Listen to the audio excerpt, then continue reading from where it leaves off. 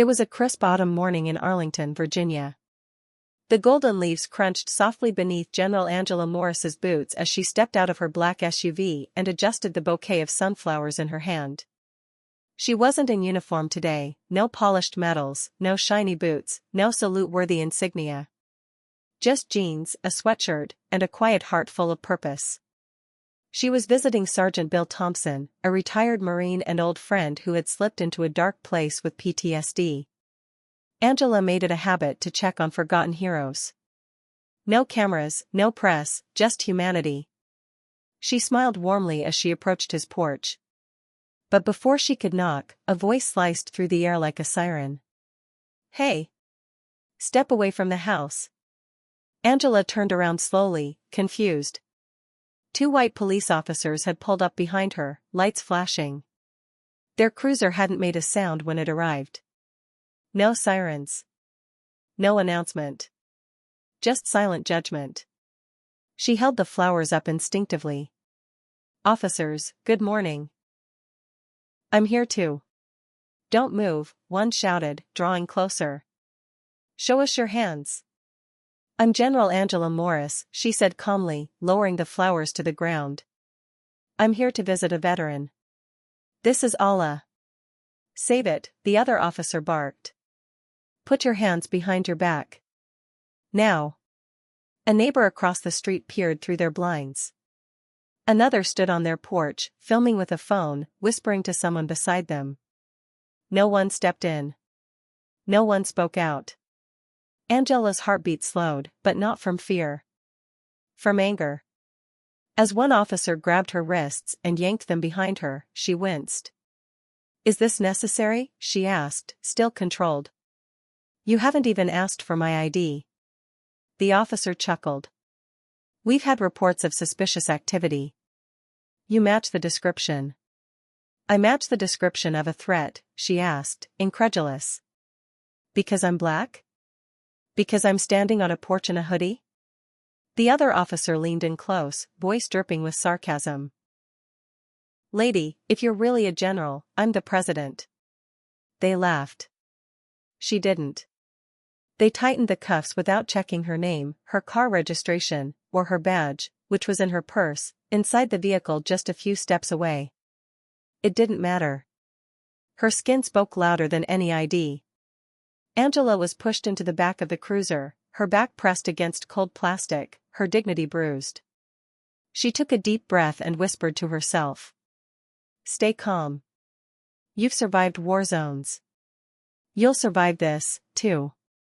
As they drove away, she looked back at the house. The flowers lay crushed on the sidewalk. Not a single officer had asked her why she was there.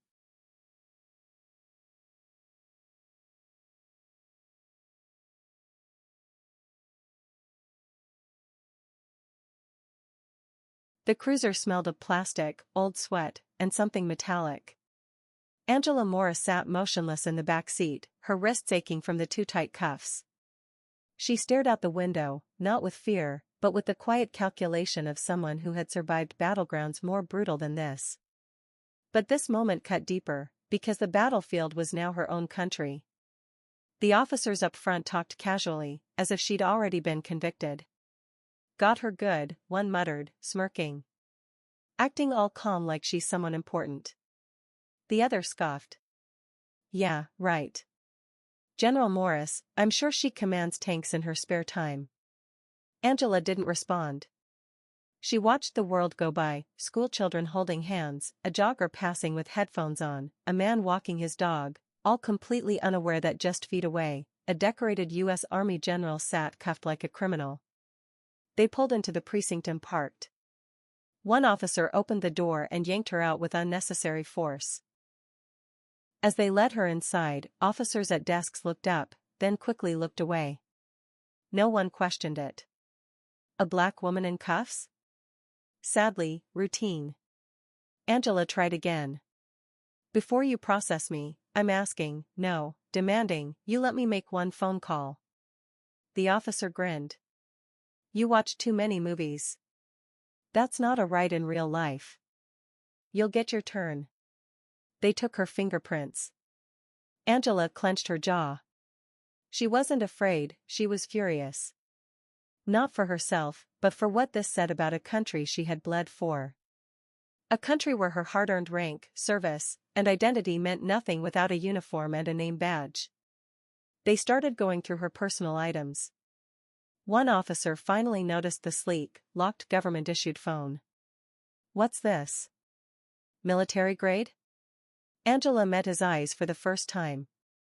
"Open it." He hesitated, then tapped the screen. A biometric scan confirmed her identity. The home screen lit up, and with it, his expression changed. Pentagon seal. Direct line contacts. Department of Defense authentication. Hey, I think we got something here," he mumbled. Another officer looked. Then another. Silence fell over the room like a cold blanket. Angela took a step forward. Calm. Controlled. "I will ask one more time. Let me make my call." They unlocked her cuffs without a word. She didn't say thank you. She didn't owe them that. Angela dialed a single number. "This is General Morris. I need an immediate response team dispatched to the Arlington Police Precinct. Situation: wrongful detainment, racial profiling, obstruction." The line went silent. "We're on it," came the reply. 10 minutes. As she ended the call, she looked up. The smug smiles were gone. Replaced by panic. Doubt. Shame. Angela didn't shout. She didn't curse. Her quiet presence was louder than rage. She simply stood tall and whispered, "You've just made the biggest mistake of your careers." And with that, the tide began to turn. Angela Morris stood in the middle of the precinct lobby, her wrists red and sore, but her posture as straight as the flag she swore to protect. The officers who had dragged her in now hovered nearby, exchanging nervous glances. The atmosphere had flipped. Something in the room felt off, like a sudden shift in air pressure before a storm. And then, the storm came. 10 minutes after her call, a black SUV with government plates screeched to a stop outside. Seconds later, 2 more vehicles followed, one unmarked, the other bearing the Pentagon seal. Doors flew open. Out stepped a high-ranking officer in full uniform and 2 agents in dark suits with earpieces. The lobby froze. "Where's General Morris?" the officer barked, voice echoing like thunder. Angela raised a hand slightly, calm but direct. "Here." The agents immediately moved to her side. "Ma'am, are you injured?" "Do you require medical assistance?" one asked. The arresting officers were now visibly sweating.